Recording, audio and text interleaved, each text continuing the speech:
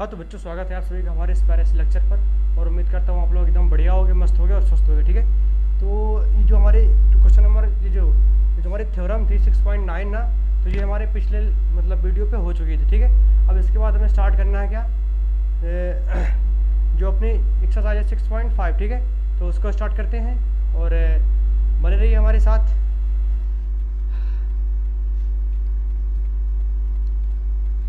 अगर कोई दिक्कत है आप लोगों को कुछ पढ़ने में मतलब, तो आप कमेंट में पूछ सकते हैं उसको।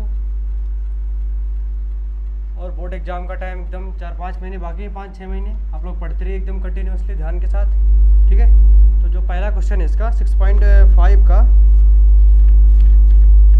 देखो रेखा गणित में जो होता है कि यानी कि एक्सरसाइज की जो वो होती है, एक ही पॉइंट होता है उनका, वो होती है थ्योरम्स। अगर तुमने उसके पहले के थ्योरम्स यानी कि 6.7, 6.8 और 6.9, अगर तुमने ये तीनों थ्योरम्स एकदम मतलब कवर कर ली हैं और तुम्हें बेसिक मतलब पूरा एकदम समझ में आ चुका है, ठीक है, तो तुम्हें एक्सरसाइज 6.5 पे ज़रा सा भी दिक्कत नहीं जाने वाली है। ठीक है, तो चलो फिर देखते हैं कि अगर दिक्कत जा रही है तो बताना, अगर नहीं जा रही है तो बताना। ठीक है, जो हमारा फर्स्ट क्वेश्चन है वो क्या बोल रहा है, यहाँ पर लिखो एक्सरसाइज, ये कौन सा हमारी 6.5 है। ठीक है, तो ये जो बोल रहा है, ये बोल रहा है कुछ त्रिभुजों की भुजाएं नीचे दी हुई हैं, यानी कि कुछ ट्रायंगल्स की भुजाएं जो हमें नीचे हमें दी गई हैं। ठीक है, तो फर्स्ट जो दी गई है यानी कि 7 सेंटीमीटर और 24 सेंटीमीटर, और थर्ड दी हुई है 25 सेंटीमीटर। ठीक है, तो ये पूछ रहा है कि क्या ये किसी समकोण त्रिभुज की भुजाएं हैं, अगर हैं तो जो कर्ण होता है उसकी लंबाई बताओ। ठीक है, तो देखो इसको हम चेक करने के लिए क्या लगाते हैं, पाइथागोरस थ्योरम। क्या लगाते हैं, पाइथागोरस थ्योरम। ठीक है, वही बता सकती है कि ये समकोण त्रिभुज के हैं या नहीं है। तो एक काम करते हैं हम, जो सबसे बड़ी संख्या होती है, सबसे बड़ी भुजा होती है, उसी के बोलते हैं कर्ण। ठीक है, तो सबसे बड़ी भुजा का स्क्वायर जो है वो अन्य दो छोटी भुजाओं के स्क्वायर के बराबर लिख के चेक करते हैं। अगर दोनों हमारे इक्वल आए तो वो समकोण त्रिभुज के हैं, यदि इक्वल नहीं आए तो समकोण त्रिभुज के पार्ट्स नहीं है। तो इस तरफ मैं करूँगा 25 का स्क्वायर इक्वल टू 7 का स्क्वायर प्लस 24 का स्क्वायर। ठीक है, तो यानी कि 25 का स्क्वायर होता है वो होता है 625, 625। ठीक है, इसका होता है 49 और इसका होता है 524। अब यदि हम इसको ऐड करें तो देखो इक्वल आता है कि नहीं आता। ये हो जाएगा 625 इक्वल टू 9 4 13 और 4 2 6 1 7, ये हो रहा है 573। That is does not equal to, यानी कि ये जो है पाइथागोरस थ्योरम को प्रूफ नहीं कर रहा है। तो लिख दो कि ये है जो है कि समकोण त्रिभुज नहीं है और ना ही इसकी भुजाएं समकोण त्रिभुज की भुजाएं हैं और ना ही इसकी कोई कर्ण है। ठीक है, जब समकोण त्रिभुज नहीं है तो कर्ण किस बात का। ठीक है, अब जो दूसरी चीज़ है इसका, दूसरी जो मतलब पॉइंट दिया हुआ उस पर को साइड दी हुई है, ये दी हुई है 3 सेंटीमीटर 8 सेंटीमीटर 6, ये दी हुई 3 सेंटीमीटर 8 सेंटीमीटर और 6 सेंटीमीटर। तो हमें इसको भी चेक करना है, यानी कि जो सबसे बड़ी भुजा होगी वो कौन सी होगी, 8 है इस पर। तो करेंगे 8 का स्क्वायर इक्वल टू 6 का स्क्वायर प्लस 3 का स्क्वायर। ये कितना हो जाएगा, 8 उड़े 8 64, ये कितना होगा 36 प्लस 9, 64 इक्वल टू 36 9 कितना होता है 45। अब बताओ ये इक्वल नहीं है ना, अगर ये इक्वल नहीं है तो क्या ये समकोण त्रिभुज के भुजाएं नहीं है, क्या है कि समकोण त्रिभुज है नहीं है, समकोण त्रिभुज की जो भुजाएं हैं क्या है कि नहीं है। ये अगर नहीं है तो वो कुछ नहीं बोल रहा, वो बोल रहा है क्वेश्चन का मतलब ये है कि अगर है तो बताओ कि जो वो होती है कर्ण जो होती है उसकी लंबाई क्या है, वो कौन सी है। अब जो थर्ड देखो इसका, इसकी जो थर्ड भुजा है वो दी हुई है 50 सेंटीमीटर, कौन सी है 50 centimetre, second is 80 centimetre and third is 100 centimetre. ठीक है, अब इनमें से जो सबसे बड़ी भुजा है वो कौन सी है 100, तो करेंगे हम 100 का स्क्वायर इक्वल टू 80 का स्क्वायर प्लस 50 का स्क्वायर। ठीक है, तो इसका होगा 10,000 इक्वल टू 8864 प्लस 2500। तो मुझे ये भी इक्वल नहीं दिख रहा है, ज़रा इसका आंसर मैच कर लेते हैं, है कि नहीं। जो इसकी आंसर है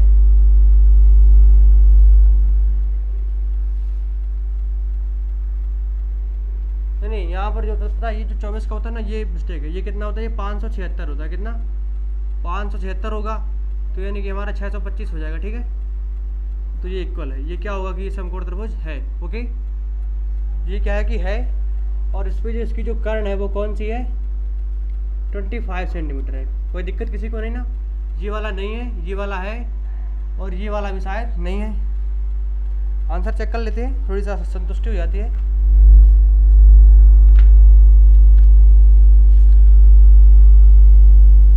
अब जो लास्ट बचा है कौन सा, फोर्थ टर्म्स, कौन सा बचा है, फोर्थ। अब ज़रा उसको भी चेक करते हैं। ठीक है, फोर्थ जो है वो है 13 centimetre, 13 centimetre, and another is 12 centimetre, and second 5 centimetre.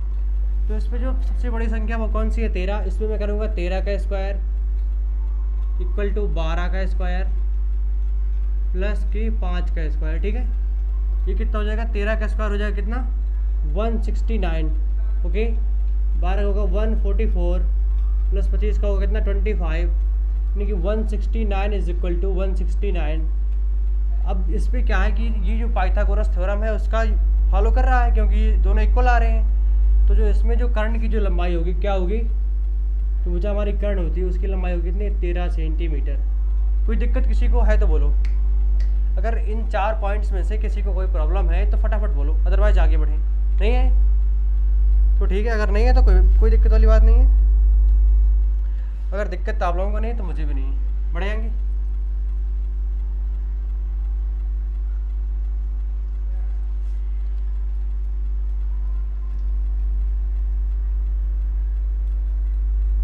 अब देखो, ये जो है हमारा क्वेश्चन नंबर जो हमारा 2 है। ठीक है, ये क्या कुछ बोल रहा है, ये बोल रहा है कि पी क्यू आर एक समकोण त्रिभुज है।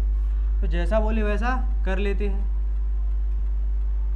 P Q and R, this is a समकोण त्रिभुज। अब हो गया, फिर क्या बोल रहा है कि जिसका एंगल पी जो है वो समकोण है, ऐसा नहीं बोलेंगे। पी समकोण है तो पी यहाँ पर कर लेते हैं हम, क्यू इसे मान लेता हूँ मैं, और इसे आर मान लेता हूँ। ठीक है, तो ये हमारा क्या हो गया, पी क्यू आर में जो दिया है वो क्या दिया है, पी क्यू आर क्या है हमारा, समकोण त्रिभुज है, जिसका जो एंगल पी है वो कितना है, 90 डिग्री है। इतनी बात क्लियर है, वो 90 अंश का है। और एक चीज़ और है कि जो क्यू आर जो है बिंदु एम पर इस प्रकार स्थित है, क्यू आर पर जो है एक पॉइंट एम है, कौन सा, एम, इस प्रकार स्थित है कि जो पी एम है is perpendicular to Q R, P M is perpendicular to Q R. ठीक है, तो हमें जो स्थित क्या करना है वो देखो, रेखागणित टफ नहीं है, बस उसको प्रैक्टिस में रखो अपने, मतलब बार बार प्रैक्टिस करते रहो, हर हफ्ते उसका रिवीजन करते रहो तो कोई दिक्कत नहीं होगी। हमें सिद्ध करना है कि पी एम का square equal to Q M into M R. ठीक है, अब बढ़ेंगे उपपत्ति की तरफ। अब तुमने पढ़ा था कि शायद कोई थ्योरम थी 6.4 या 5 ऐसा कुछ थी ना, कि दो समरूप त्रिभुजों के क्षेत्रफलों का अनुपात उनकी भुजाओं के वर्ग के अनुपात के बराबर होता है, नहीं होता। तो तुम थ्योरम वाली चेक कर लेना। देखो, जो ट्रायंगल होगा हमारा कौन सा, पी क्यू एम, वो समरूप होगा ट्रायंगल पी एम आर के, क्योंकि हमारी ऐसा 6.7 कहती है कि अगर कोई ट्रायंगल है वो अगर समकोण है, यदि समकोण से हम यदि लंब डालते हैं उसके सामने वाली भुजा पर, तो दोनों ट्रायंगल आपस में क्या होते हैं, हमारे समरूप होते हैं। ठीक है, तो हमें क्या करना है, जो ट्रायंगल लिखना है, हमें लिखना है triangle, area of triangle P Q M upon area of triangle P M R. Okay, equal to, दो साइड लेनी है हमें, कौन कौन सी, P M upon R M का होल स्क्वायर। ठीक है, यानी कि एक देखो पी क्यू एम की हो गई पी एम, और पी एम आर की एक भुजा मैंने ले ली आर एम। ठीक है, अब दोनों के अनुपात का रेशियो उसके स्क्वायर के इक्वल होता है भुजाओं के। अब इसका जो क्षेत्रफल होता है वो होता है 1/2 लंब गुणे आधार, और इसका लंब जो है कितना है, पी एम है, और आधार क्या होगा, इसका आधार होगा शायद एम क्यू या फिर क्यू एम। ठीक है, अपॉन इसका होगा 1/2 इंटू इसका जो लंब है वो भी पी एम हुई होगा, और इसका जो आधार है वो अलग होगा, वो कितना होगा, एम आर होगा, ठीक है, या फिर आर एम, ठीक है। M R equal to R M, that is कोई दिक्कत नहीं इसमें, पी एम का स्क्वायर अपॉन आर एम का स्क्वायर, 1/2 से 1/2 कैंसिल, पी एम से पी एम कैंसिल, अब एक आर एम से ये भी कैंसिल, तो हमारा बचेगा कि पी एम का square equal to M Q into R M. P M का स्क्वायर ये लिखा हुआ, इस पर एक आर एम बचा, आर एम का एम क्यू से स्क्वायर हो गया, यानी कि एम क्यू या फिर क्यू एम, बात देखिए भाई, देखो पी एम का स्क्वायर प्रूफ हो गया हमारा एम क्यू या फिर Q M into R M. इतनी सी बात समझ में आई ना। ये थ्योरम कौन सी थी मुझे एकदम क्लियर याद नहीं आ रहा है, लेकिन एक थ्योरम थी कि अगर दो त्रिभुज समरूप होते हैं, और अगर दो त्रिभुज समरूप होते हैं तो उनकी भुजाओं, देखो मैं देखता हूँ थ्योरम कौन सी थी, है ना, एक मिनट अभी देखता हूँ थ्योरम। वो थ्योरम थी कौन सी थी यार,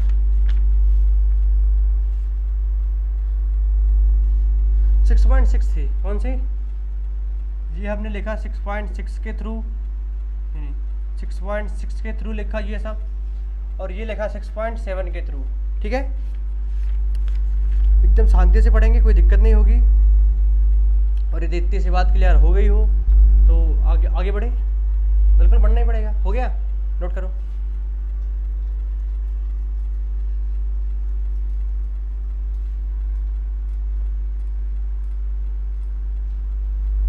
अब देखो जो हमारा क्वेश्चन नंबर 3 है वो क्या कह रहा है, दिस इज 3, ठीक है। ये कह रहा है कि एक आकृति हमें दी हुई है 6.53, दिस इज लाइक दैट, इस तरह की है, कौन सी है, ए बी और क्या है कि सी एंड डी, ओके। इसका नाम है 6.53, ठीक है। अब इस पे दिया हुआ कि ए बी डी एक समकोण त्रिभुज है, हमें क्या दिया हुआ है कि ए बी डी एक क्या है कि समकोण त्रिभुज है। ये सारी चीज़ें जो मैं लिखता हूँ ना, दिया है, सिद्ध करना है, ये सब चीज़ें क्वेश्चन पे दी होती हैं। समकोण त्रिभुज है, और जिसका जो ए है, एंगल ए है वो कितना है, 90 डिग्री है, और जो ए सी है, A C is perpendicular to B D, that's is also given. अब जो मुझे सिद्ध करना है पहले वो भी लिख लेता हूँ, जो सिद्ध करना है वो भी तो लिखना जरूरी है, उसी कोई दिक्कत नहीं ना।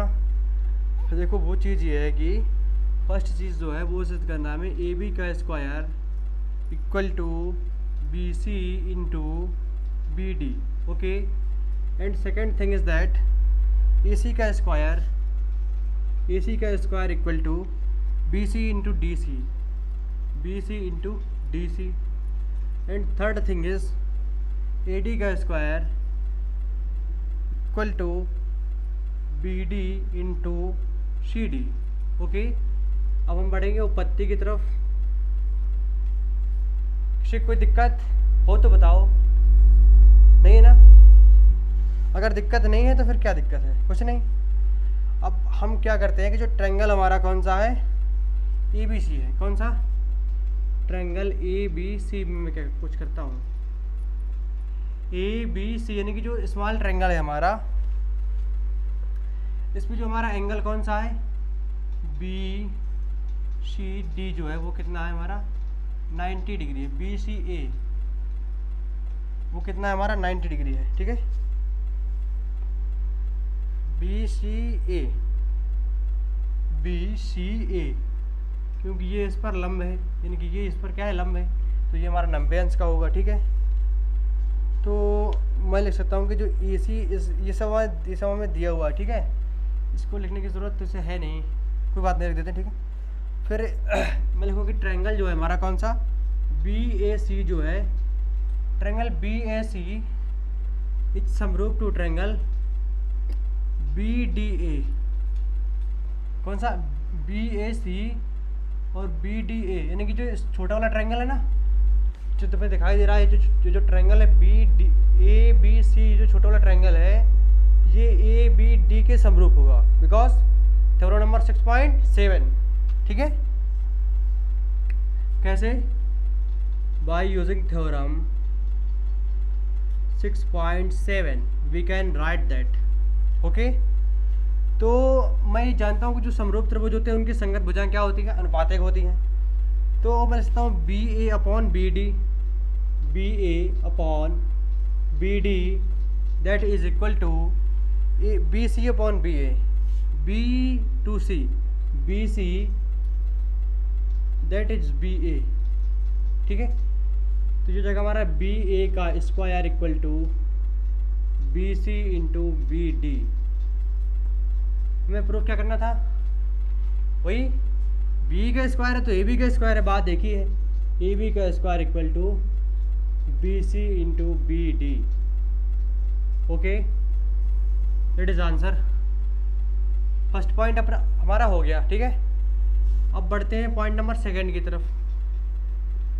अगर पॉइंट नंबर सेकंड प्रूफ करना है तो मुझे ट्रायंगल बी ए सी लेना होगा। कौन सा? ट्रायंगल बी ए सी समरूप ट्रायंगल, यानी कि बी ए सी, ये उस छोटे वाले ट्रायंगल ई डी सी के समरूप करना, किसके? ए डी सी की। ठीक है, देखो ये जो बी ए सी है, ये जो छोटा वाला ना बी ए सी, ये छोटा वाला और उस छोटे वाले के समरूप होगा बाय यूजिंग थ्योरम 6.7। ठीक है, ये कौन कहता है? हमारा 6.7 कहता है। इसको हम लिख सकते हैं क्या? A C upon D C upon D C equal to B C upon A C, B C upon A C. अगर B and C upon A C, ठीक है, इसको लिख सकता हूँ मैं ए सी का square equal to B C into C D. यही प्रूफ करना था ना, B C into C D या फिर B C into D C, बात एक ही है। हो गया। अब जो थर्ड थिंग है हमारी वो समझते हैं, वो क्या कह रहा है? इस पर कह रहा है कि ए डी का square equal to B D का स्क्वायर इंटू सी डी। तो इस पर मुझे ट्रायंगल लेना होगा। कौन सा? Triangle B A D is समरूप to triangle A D C. A D C, अब समझ रहा कौन से? गौर से। बी ए डी यानी कि पूरा ट्रायंगल उस छोटे वाले ट्रायंगल के समरूप होगा। देखो पहले क्या किया, इस छोटे वाले को पूरे के समरूप किया, फिर इस छोटे वाले को इस छोटे वाले के समरूप किया, फिर अब इस छोटे वाले को पूरे के समरूप करेंगे। ठीक है, तो इसको मैं लिख सकता हूँ A D upon D C, A D upon D C equal to B D upon A D, B D upon B D upon B D upon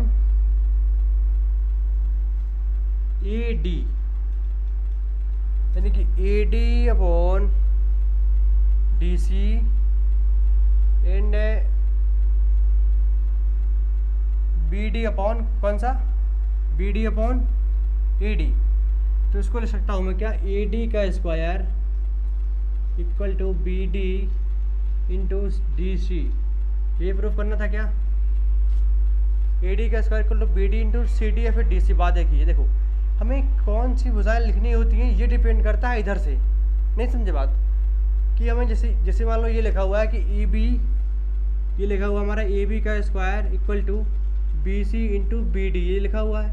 इसको मैं लिखूँगा कि A B into A B equal to B C into B D. फिर लिखूँगा इसको A B upon, इसको ले आऊँगा मैं इसको बी डी, फिर B C upon A B. यानी कि कुछ ऐसे इसका स्टेटमेंट बनाया जाता है सॉल्व करके। ठीक है, अपने माइंड पे कि यदि मैं भुजाओं को इस रेशियो पे अगर लिख दूँ तो मेरा यह प्रूफ हो जाएगा। ठीक है, तो उसी हिसाब से अपना रेशियो लिया जाता है। ठीक है, आप भुजाएं कोई भी किसी के भी नीचे ले सकते हो, बस उसकी संगत भुजा होनी चाहिए। ठीक है, तो उम्मीद करता हूँ एकदम क्लियर हो गया होगा। तो फटाफट नोट करिए आप लोग। अब बढ़ेंगे क्वेश्चन नंबर 4 की तरफ। अब जो अपन का 4 क्वेश्चन है वो क्या कहने जा रहा है, ज़रा उसको समझते हैं। और हो गया, ये हो गया पक्का? चलो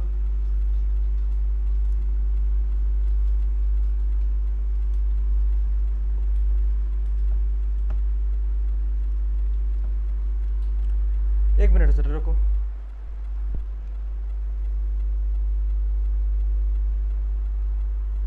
अब देखते हैं क्वेश्चन नंबर 4। जी हमारा क्या कह रहा है क्वेश्चन, ये कह रहा है कि ABC क्या है, एक समद्विबाहु त्रिभुज है। कौन सा? समद्विबाहु। कुछ इस तरह का हमारा त्रिभुज है ये, इसकी ये वाली भुजा ये इसके बराबर है A B और C। इसका जो C क्या है, समकोण है। C क्या है, इसका क्या है, समकोण है। इस पर जो हमें दिया है C क्या है, हमारा समकोण है, और AB जो है बराबर है हमारा AC के। ठीक है, ये हमें दिया हुआ है। हमें जो सिद्ध करना है वो क्या करना है कि जो चीज़ हमें सिद्ध करनी है वो ये है कि AB square equal to 2 time of AC square. AB square equal to 2 time of AC का स्क्वायर, ये हमें सिद्ध करना है। ठीक है, तो मैं बढ़ता हूँ सीधे उत्पत्ति की तरफ। ठीक है, इस पर मैं एक यूज़ करता हूँ कौन से थ्योरम, ट्रायंगल ABC में पाइथागोरस प्रमेय से। कौन सी थ्योरम? पाइथागोरस थ्योरम से। ठीक है, प्रमेय से क्या करेंगे हम इस पे, AB का स्क्वायर इक्वल होगा हमारा BC का स्क्वायर प्लस AC का स्क्वायर। ठीक है,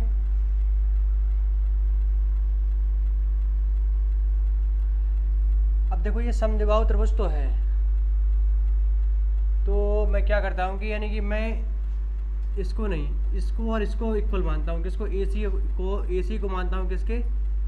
BC को इक्वल। ऐसे करते हैं, यानी कि जो हमें प्रूफ करना होता है देखो उसी के अनुसार मानते हैं। ठीक है, तो मैंने मान लिया कि BC इज इक्वल टू किसके? AC के अपन के। ठीक है, क्योंकि ये इसके इक्वल नहीं हो सकती ना, क्योंकि ये कर्ण है, कर्ण हमेशा लंब से बड़ा होता है, लंब आधार के इक्वल हो सकता है कि नहीं। तो ये हमारे AB का स्क्वायर इक्वल टू BC की जगह पे ले सकता हूँ मैं AC का स्क्वायर प्लस AC का स्क्वायर, देन AB का square equal to 2 time of AC का स्क्वायर। बस यही तो प्रूफ करना था, तो कर दिया। बोलो, किसी कोई दिक्कत हो तो बोलो, नहीं ना? आगे बढ़े, पक्का बोलो, आगे बढ़े कि नहीं? बढ़े आगे, चलो आगे बढ़ते हैं। ठीक है,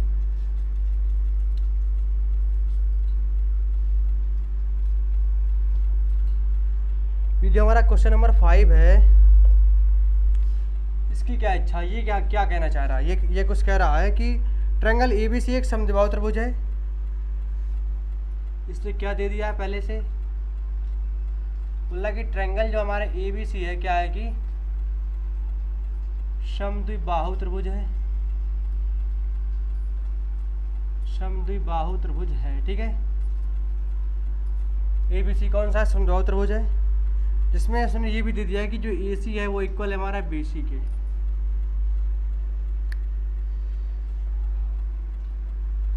इसको मैं बनाता हूँ, इस रहेगा A, ये हो गया हमारा B, ये हो गया हमारा C। ठीक है, तो जो अपन का जो AC है वो BC के इक्वल है। देखो AC BC के इक्वल हो सकता है अगर ये बीच वाला कोण 90 अंश का है, और ये इसके इक्वल हो सकता है, बट इसको इसके इक्वल नहीं कर सकते क्योंकि वो कर्ण है और वो लंब है। लंब और आधार इक्वल हो सकते हैं, लंब और कर्ण इक्वल नहीं हो सकते। ठीक है, तो और यदि हमें एक चीज़ और दी हुई है, क्या दिया हुआ है कि जो EB का जो स्क्वायर है वो दिया हुआ है 2 टाइम ऑफ AC के स्क्वायर की। क्या दिया हुआ? AB का स्क्वायर दिया हुआ है 2 टाइम ऑफ AC का स्क्वायर। ठीक है, तो जो हमें सिद्ध करना है वो ये सिद्ध करना है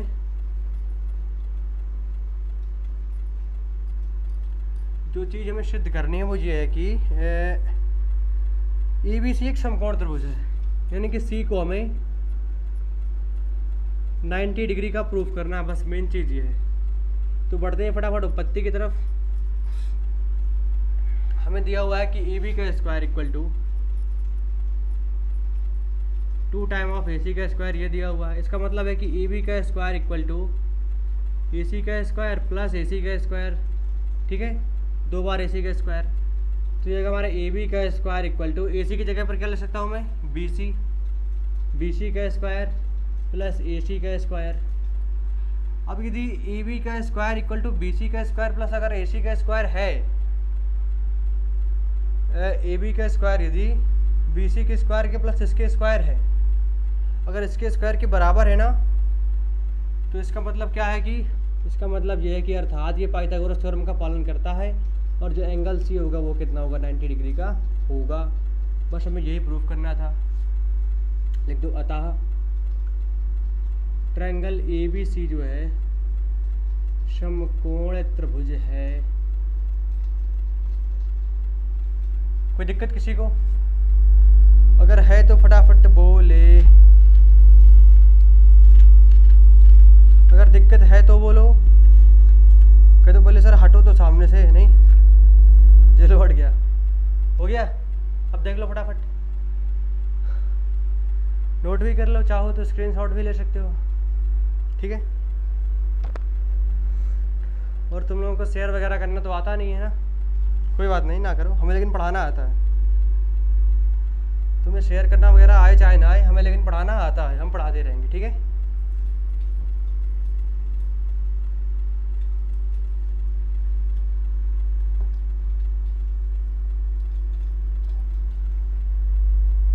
तुम्हारा जो 6 नंबर का दिया हुआ है क्वेश्चन,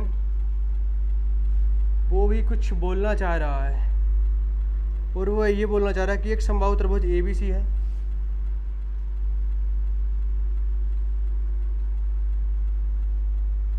समबाहु त्रिभुज ए बी सी, सम कौन सा है, समबाहु है, समद्विबाहु नहीं, समबाहु।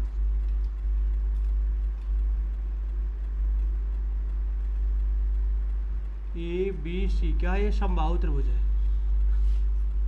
हमें ये जो दिया है ना, इस पे क्या दिया है कि ये दिया है हमें कि ए बी सी क्या है, एक समबाहु त्रिभुज है। कौन सा है, समबाहु त्रिभुज है, ठीक है। ये क्या है, हमारा समबाहु त्रिभुज है। अब यदि ये समबाहु त्रिभुज है तो हमें प्रूफ क्या करना है इस पे। ये बोल रहा है कि A B equal to B C equal to C A, ये दिया हुआ है 2a लंबाई, कितनी दी हुई है, इसकी लंबाई कितनी दी हुई है, 2a। समबाहु पे क्या होता है कि ऑल साइड इक्वल होती हैं, तो ये क्या है, लंबाई है इसकी 2a लंबाई है इसकी, ठीक है। तो बोल रहा है कि प्रत्येक शीर्ष लंब, देखो जब शीर्ष से सामने वाली भुजा पर लंब डालते हैं तो उसे बोलते हैं शीर्ष लंब, दिस इज 90 डिग्री। इसको मान लेता हूँ मैं ए डी, क्या मान लेता हूँ, ए डी। ए डी जो है क्या है, शीर्ष लंब है। ए डी उस नहीं है, शीर्ष लंब बहुत सारे हो जाएंगे, 3 ठो। ए डी हो गया और बी का